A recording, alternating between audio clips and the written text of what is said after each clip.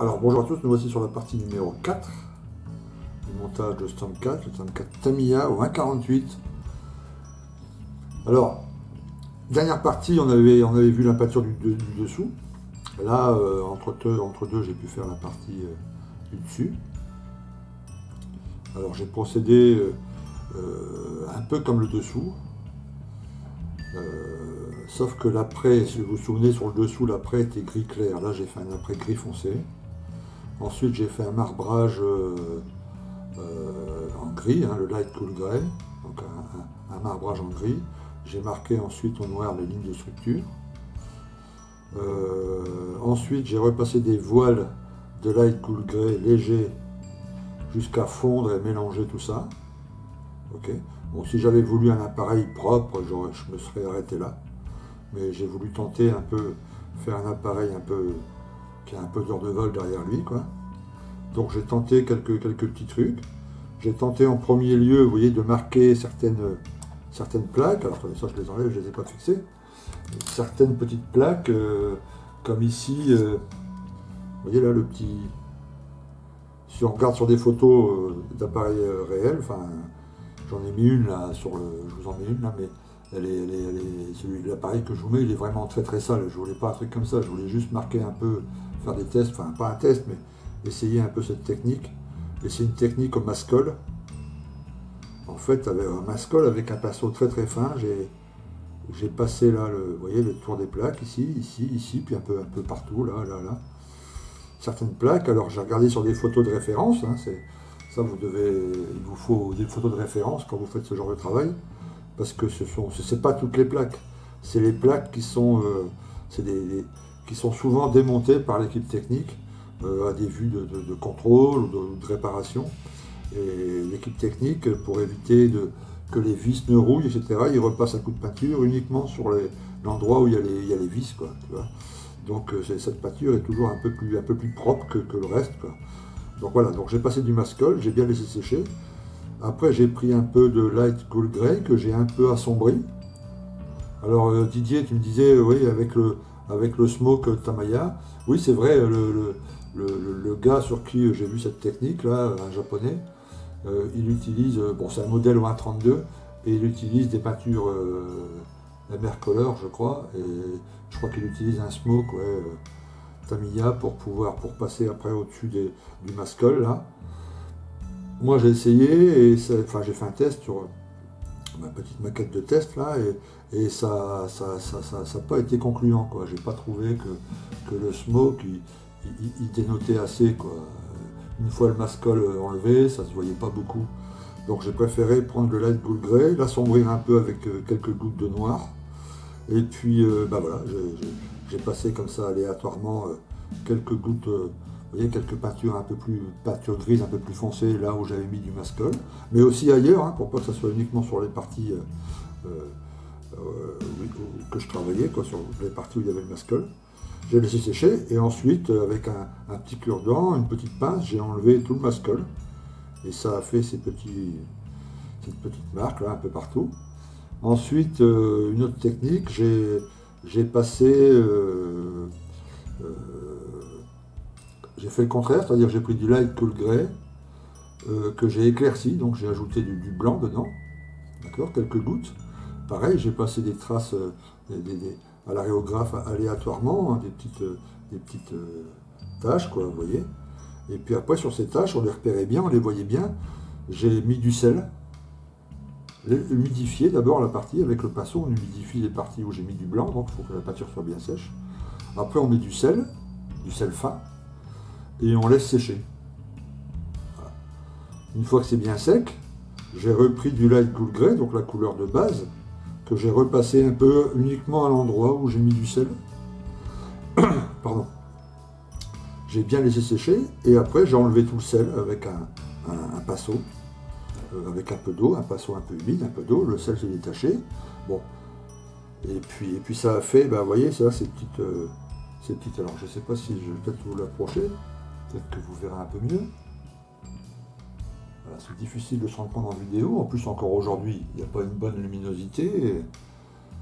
il s'apprête à avoir un orage là, mais j'ai allumé mes lumières. J'ai commandé des ampoules le jour spécial qui vont arriver bientôt, peut-être que ça éclairera un peu mieux.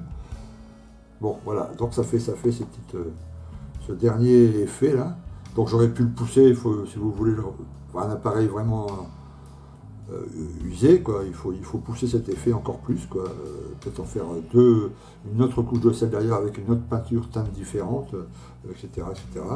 Mais moi je suis satisfait du résultat. Bon, il y a encore du boulot, il y a encore marqué les lignes avec les jus, la pose de tous les décals, etc., qui vont encore un peu, pas modifier la teinte, mais un peu la travailler. Donc ça c'est pas mal. Bon, les ailes, ils sont pas encore... Oups, voilà, j'ai rien collé encore parce que j'ai encore un peu de boulot dessus.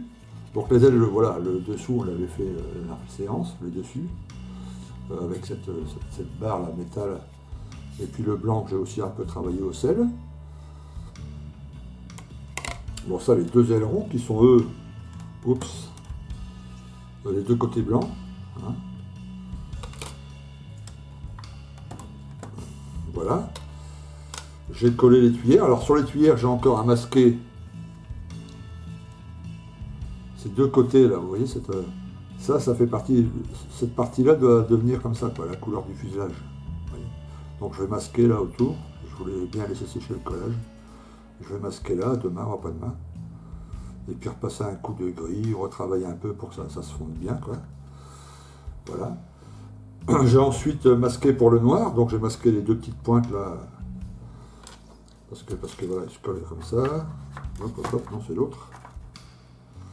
Voilà, donc j'ai masqué ça. J'ai fait le tour du cockpit, la pointe là, et puis là, bon, pas trop de pétouille, ça va quand j'ai démasqué. Il y a une petite pétouille là sur ce côté-là, mais ça va être très facilement rattrapable.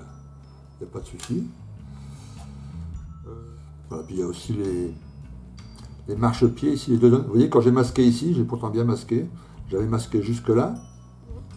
Parce que moi j'ai l'habitude à l'aréographe, je suis toujours très proche du modèle. Hein, vous voyez, voilà, je suis toujours à peu près à cette distance-là. Et j'avais l'aiguille de 15 mm, donc on maîtrise pas mal le jet. Donc j'avais masqué jusqu'ici, quoi. Tu vois, on voit la marque là. Et puis j'ai quand même débordé un peu. Mais bon, ça c'est pas très grave, tu vois, cette petite marque-là, parce que là je vais peindre, je vais masquer, je dois peindre les marque-pieds. Les marchepieds, pardon. Tu vois, c'était une zone qui était un peu protégée parce que tous les mécanos montaient là-dessus, donc c'était une zone un peu... Voilà. Donc c'est deux bandes noires qui vont ici, ici. Donc voilà, en plus de ce petit truc-là, j'essaie de... Ça va aller très vite. Hein. Alors c'est pas un vrai noir, ça va être une espèce de comme un peu du caoutchouc, quoi. Tu vois, un noir caoutchouc. Tu vois, voilà, je ferai un peu aussi des nuances dedans pour noter un peu l'usure, quoi.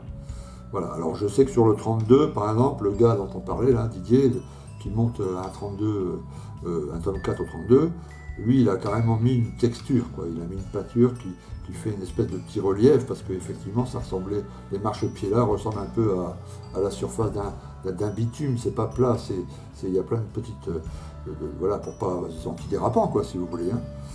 Tu vois. Donc, mais je pense qu'au 48, c'est pas on ne peut pas faire ce genre de... Enfin, c'est trop gros, quoi. Donc, tu vois, une simple couche de peinture noire ou de couleur caoutchouc, ça suffit largement. Voilà. Alors, oui, c'est difficile d'expliquer la technique, quoi. Il n'y a pas une procédure, vous voyez, petit A faire ci, petit B faire ci, petit C faire ci. Et puis à la fin arrive une technique, il faut aussi vous fier au type d'appareil que vous faites, mais surtout ce qui est important, c'est les photos de référence. Voilà, il vous faut. Et maintenant sur la toile, c'est gratuit. Bon, il existe quelques bouquins, hein, là, comme sur le F14, le F16, le F18, sur d'autres encore, j'ai oublié. Mais il y a le fameux Daco. Voilà, le Daco, c'est une société qui a sorti, je sais pas, je crois qu'il y a une dizaine de bouquins sur des appareils de ce style. Et c'est des bouquins remplis de photos. Je crois que j'en ai un. J'ai celui du F16, oui, voilà. C'est celui du F16. Et c'est des bouquins qui sont... c'est des bibles. Vous voyez, il y a toutes les photos, toutes les versions. Il y a des photos de détail, il y a des photos usées, neuves. Et voilà, des photos de gros plans des tuyères, des tuyères démontées de telle version, de telle version. Bon, là, c'est sur le F16. Et ça, voilà, tu vois, chaque partie, Donc là, vous pouvez vous éclater, hein, il n'y a aucune excuse Voilà. Donc ça, il existe sur le F16, il existe sur le F14, le F18, le F111 aussi. À la fin, vous avez des grandes planches comme ça. Voilà, pour ceux qui veulent rifter leur appareil, qui veulent refaire les lignes, de vérifier si le riftage ou les emplacements des panneaux sont corrects, ceux qui achètent la boîte du F16B mais qui veulent faire le F16C, il y a des trappes qui changent, etc. Voilà. Donc là, c'est même l'intérieur, regardez le cockpit, tout est détaillé. Donc là, bon, si vous faites un F16 au 48 ou au mieux au 32, là, vous avez de quoi faire. Il y a tout l'armement aussi, hein, qui est noté, les couleurs, les noms, voilà. Alors ce genre de bouquin, oui, c'est vrai, c'est un peu, tu vois, 33 €, mais j'ai acheté ça il y a une dizaine d'années. Ça doit bien dépasser les 40 aujourd'hui. Mais bon, si vous êtes un peu malin, vous allez les trouver en PDF, à droite, à gauche, bon. Ok. Mais les avoir en papier, c'est quand même pas mal. Voilà, donc ouais, je vous expliquais, il n'y a pas de technique, il faut y aller comme ça, il faut y aller, bon, par la technique du marbrage, parce que c'est vrai que ça fait des nuances partout et que ça donne une certaine, tu vois, c'est mieux qu'un aplat. Le préambrage, ouais, parce que tu vois, ça marque quand même, on le voit peut-être légèrement, mais ça marque la ligne de structure, ça va être renforcé après quand il y aura le jus. La technique du mascol, ben ouais, pas mal, parce que tu vois, il faut que je l'approfondisse. Il faut que je trouve une technique pour passer le mascol plus fin. Parce que là, je l'ai passé avec un pinceau très fin, tu vois, en 0,1, quoi. Enfin, la plus petite pointe que j'ai, je crois que c'est celle-ci, ouais. Tu vois, un double, je sais plus, un double 0, tu vois. Et le produit est visqueux, quoi. J'utilise celui-là, là. J'ai fait un test avec ça, le Mascol Micromasque, là, je sais pas quoi. Et après, j'ai fait un essai avec celui-là aussi, mais c'est le même produit.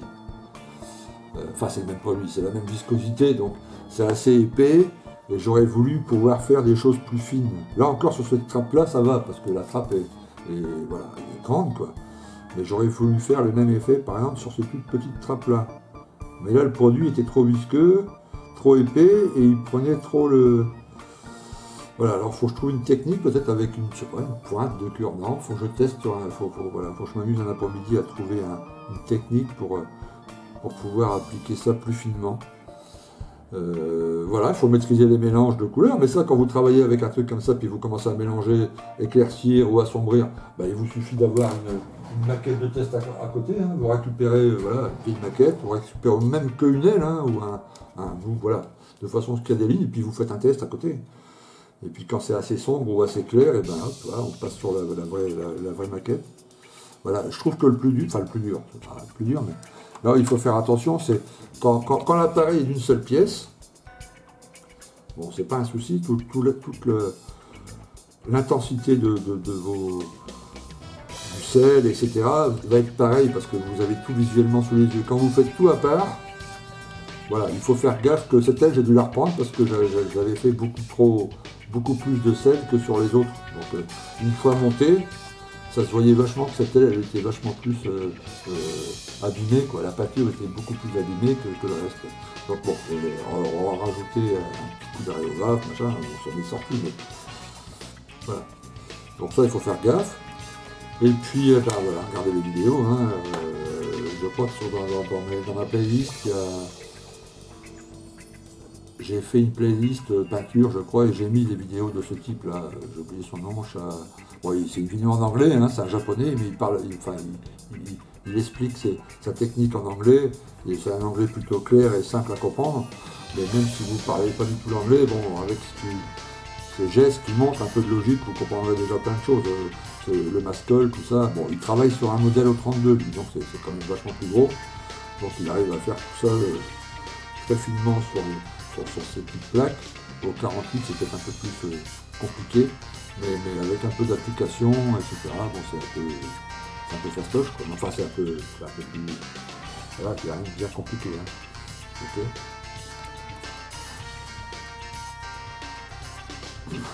J'ai préparé aussi tous les pylônes, hein, sont peints. Voilà, donc j'ai pu voir moi, sur de nombreuses photos que les pylônes ne sont pas autant usés, même si l'appareil est très usé, les pylônes ne sont pas autant usés parce que évidemment ils sont enlevés et remis et peut-être qu'ils sont plus entretenus. Donc il y a une petite différence, j'ai essayé de faire la même chose que ce que j'avais vu en photo, quoi. Ils ne sont pas aussi patinés que le reste. Les autres pylônes, voilà, là aussi, traces de blanc, un peu patiné, mais pas beaucoup. Tous les portes des puits de train sont prêtes aussi, par en blanc.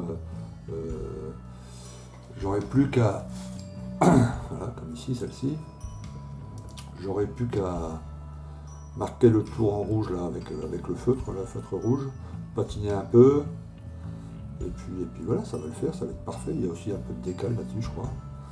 Voilà, l'armement est pratiquement fini. Je vous l'avais déjà montré, j'ai encore quelques pièces. Bon, les roues sont complètement terminées et patinées.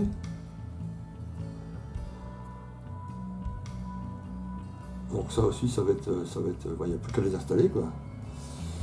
Voilà, donc il y a encore pas mal de boulot. On n'est pas loin de la fin quand même, hein. Là, je vais passer sur toutes ces pièces là devant vous, là, je vais passer un coup de vernis brillant. Enfin, d'abord masquer, quand j'aurai fini le travail, là, masquer. Un gros coup de peinture de vernis brillant. Et puis il y a la grande séance, qui va me prendre plusieurs séances d'ailleurs, de pose décal, hein. Il y a énormément de décals. Et c'est vrai que des fois les décals sont tellement petits, tellement fins, qu'on se dit, oh, c'est peut-être pas la peine. Mais moi, l'habitude, non, parce que j'ai pas. Mais ça ajoute vraiment un plus quand vous posez vraiment tous les décals d'une planche. Ça ajoute vraiment un plus, quoi. Même les petits décals qui sont pratiquement invisibles, vu la couleur du fond, mais il faut vraiment poser tous les décals, quoi. Pas que les gros voyants, etc. Alors je sais que c'est assez rébarbatif les décals. Mais ça ajoute vraiment un plus. Voilà. Une fois que les décals seront posés, je réajouterai une couche de vernis brillant. Et puis après, les jus, etc. Bon, on ne sera pas loin de la fin, hein. Voilà, j'ai quand même des petites portes à travailler sur le côté, vous savez, les petits marchepieds là, en noir, et puis en gris de l'autre côté. Il y a un décal à poser de l'autre côté, parce qu'il y a un décal qui va traverser comme ça les deux portes. L'échelle ici, tous les petits tubes pitot, ici aussi les antennes. Voilà, il y a tout l'armement en dessous à poser, mais qui est peint, ça va aller monter relativement vite, hein. Voilà, et puis après les roues, les puits de train, etc. Il n'est pas loin, je pense que j'ai encore 1 ou 2 semaines de boulot, une bonne semaine, 2 semaines, suivant le boulot que j'ai à côté, enfin pas le boulot maquette, mais mon boulot professionnel à côté. Voilà, donc voilà, c'est bon, je vous rappelle, hein, c'était pas le but de toutes ces vidéos sur le F14, c'était pas de le monter, même si de la dernière vidéo, j'ai monté quelques trucs devant vous, mais c'était surtout de vous faire un log et puis un journal, quoi, puis de vous expliquer, voilà, pour les prochains. Je sais que Didier Fellouz, par exemple, a acheté le Tamiya, a acheté cette maquette, il va le monter aussi, donc j'espère que tu trouveras des infos intéressantes. N'hésite pas, hein, pose des questions que tu veux. Et voilà, moi j'ai noté plein de trucs, mais bon, côté assemblage, il n'y a pas de surprise, hein. Tu vois, Didier, si tu as réussi à faire ta Repsol, toutes les super voitures que tu fais, là-dessus, tu n'auras aucun souci. C'est juste ce qui va être différent pour toi, ça va être la pâture. Tu vois, voilà, parce que les voitures, c'est pas vraiment... On pose un aplat, quoi, c'est que des aplats. Il n'y a pas de jeu de nuances, il n'y a pas de dégradé, il n'y a rien. Tu vois, sur une bagnole, c'est des aplats purs et durs. Bon, c'est aussi un travail, hein, parce qu'il faut le réussir. Et je l'ai foiré sur quelques baquettes, c'est pas aussi évident de poser un bel aplat et puis ensuite un super vernis. Tu vois, mais là, c'est un travail différent et c'est un travail super agréable, hein. C'est vraiment de la pâture, quoi. Voilà. Ok. Eh bien, écoutez, je vous souhaite une bonne fin de journée, bon montage. N'hésitez pas, hein, les questions en dessous, hein, comme d'habitude, il n'y a pas de problème, j'y répondrai. Et puis, on se voit, oui, écoutez, dans quelques jours, ce week-end, pour la pose des décals, une fois qu'ils seront finis, ou une petite vidéo où je serai en train de poser les décals, même si vous savez tous, évidemment, poser les décals. Enfin, il sera déjà bien avancé à la prochaine vidéo. Ok, à plus, ciao, et puis passez une bonne soirée.